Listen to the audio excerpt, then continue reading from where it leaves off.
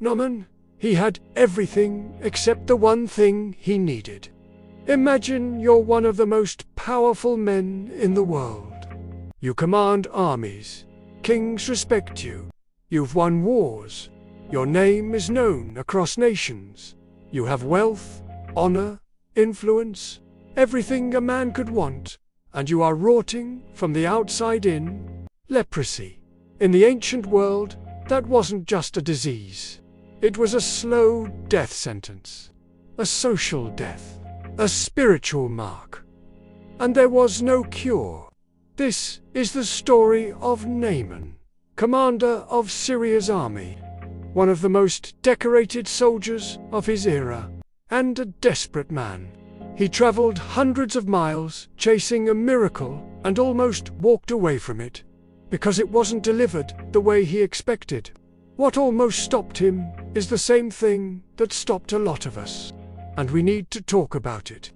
2 Kings chapter 5 opens with one of the most honest character introductions in all of Scripture. Look at this. Now Naaman, captain of the host of the king of Syria, was a great man with his master and honorable, because by him the Lord had given deliverance unto Syria. He was also a mighty man in valor, but he was a leper, great, honorable, mighty. But at the end of the verse is one of the most powerful two-letter words in the Bible.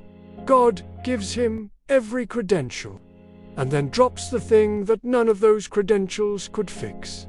He was a leper. And notice something else in that verse.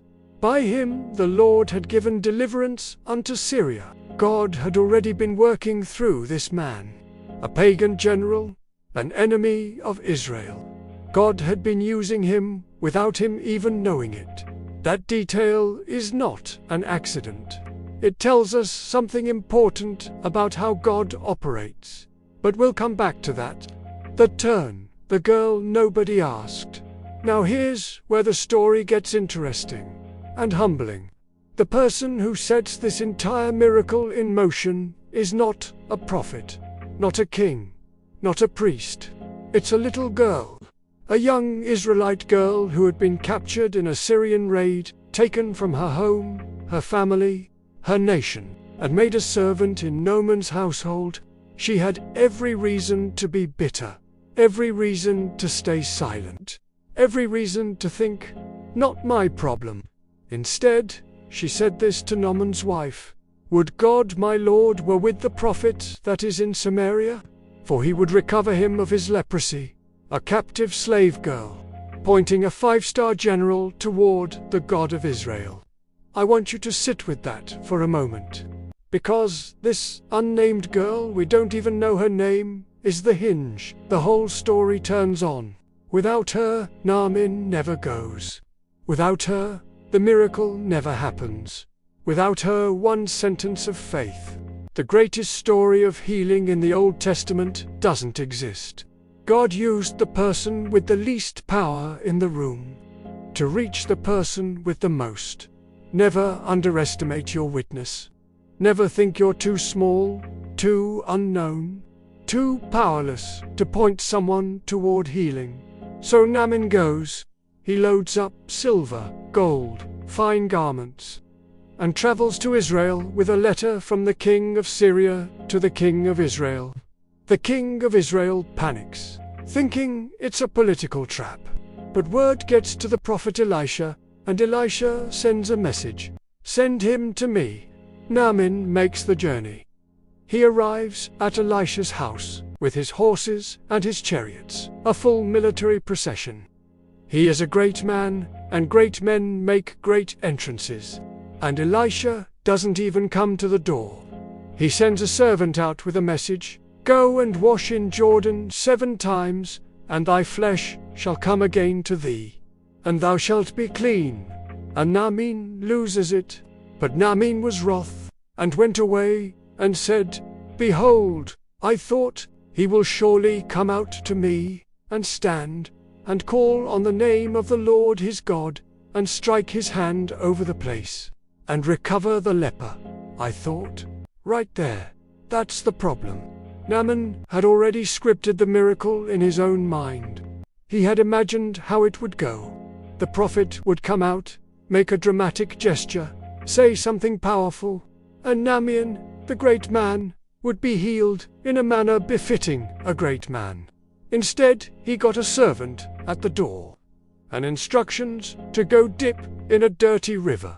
He wasn't just offended by the method, he was offended by the Jordan River itself. Are not Abana and Pharpar, rivers of Damascus, better than all the waters of Israel?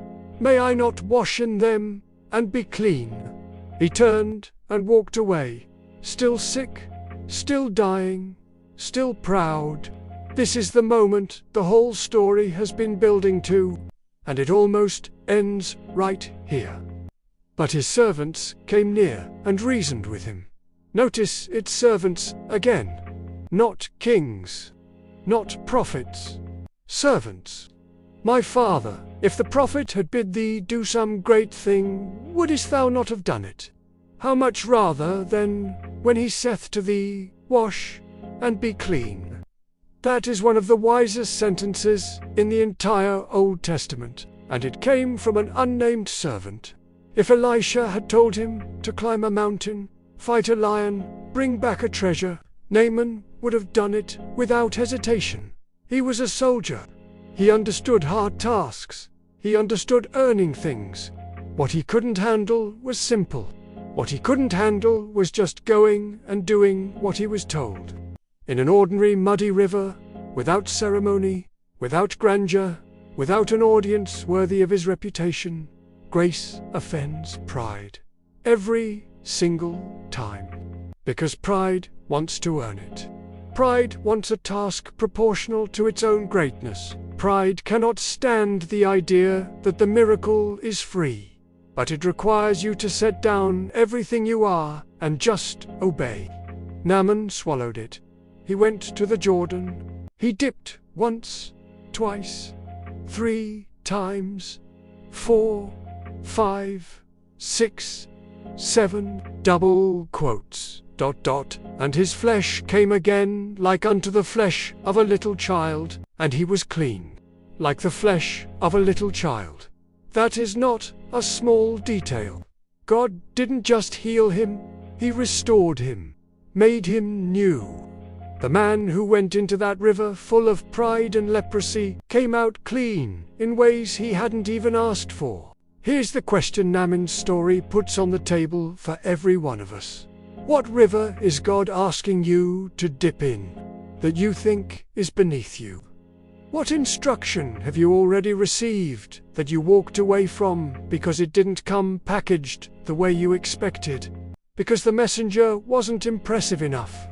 Because the method seemed too simple? Because obedience to it would cost you your image?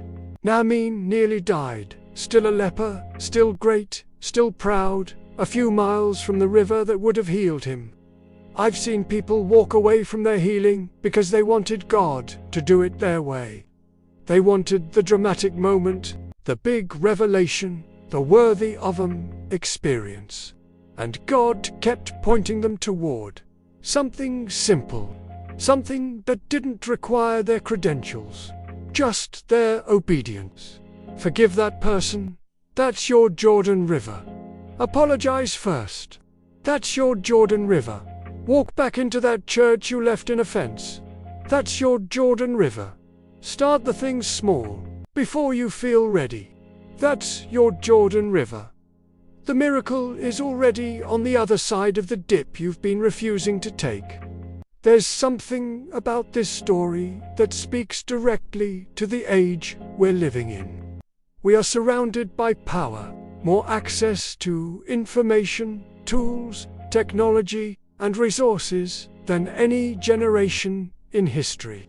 And yet, there is a kind of leprosy spreading, a slow corrosion of the soul, a sense that with all of this power, something is still missing, something is still broken.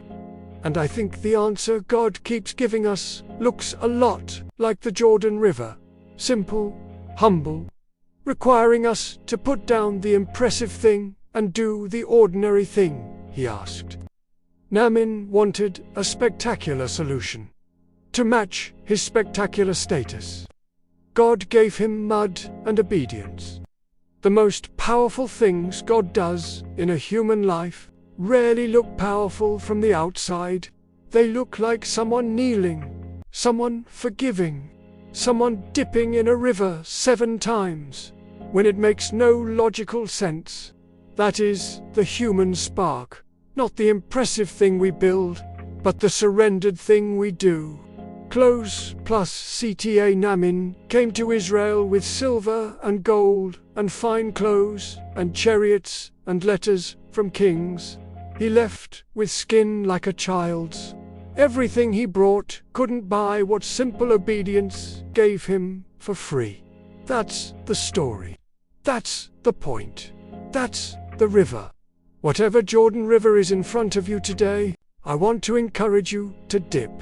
Not because it makes sense, not because it feels worthy of you, but because God said so, and because on the other side of that obedience is something your pride could never purchase. If this story hits you somewhere real, share it with someone who needs it. Subscribe if you're new. We're building a whole series around these forgotten stories that carry more truth than most of us have ever heard. Drop a comment. What's your Jordan River right now? What's the thing you know God said, but you've been waiting to do it your way? God bless you. See you in the next one.